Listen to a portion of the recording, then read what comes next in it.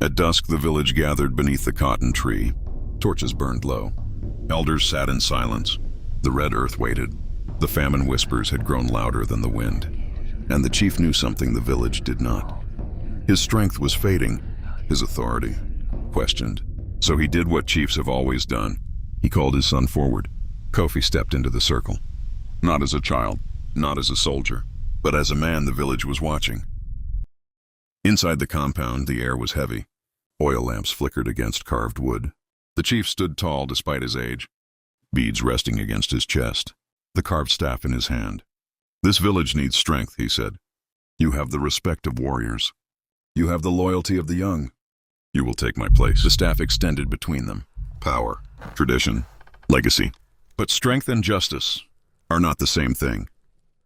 That night, beneath the deep blue sky, Amina found him. Her hands trembled, but her voice did not. If you take the throne, she whispered, you protect his secrets.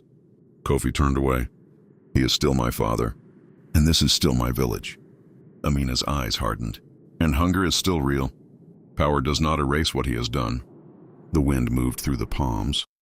The drums did not speak. Alone in the hut, Kofi searched, not for weapons, for truth. Behind woven baskets, beneath carved storage boxes, he found it. An old wooden ledger, trade markings burned into the grain, dates, quantities, village names. He read slowly. The famine had not been fate. It had been managed, grain hidden, food traded, deals made while children starved.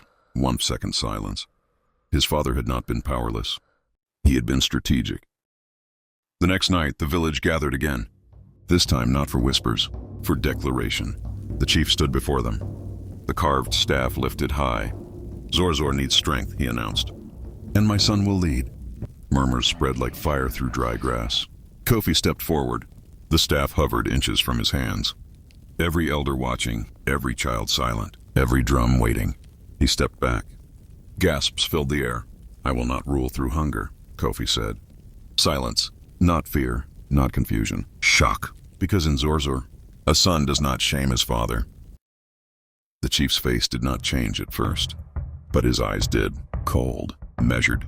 You mistake defiance for courage, he said quietly. The guards shifted behind him, spears glinting in torchlight. You speak of justice, the chief continued, but leadership demands sacrifice. Kofi did not move. Sacrifice, he answered, should not be forced on the hungry. The village stood between them. Not just father and son, but two futures, one built on control, one built on truth. The chief lowered the staff slowly. A throne rejected, he said, is never forgotten. And in Zorzor, a father humiliated does not forgive.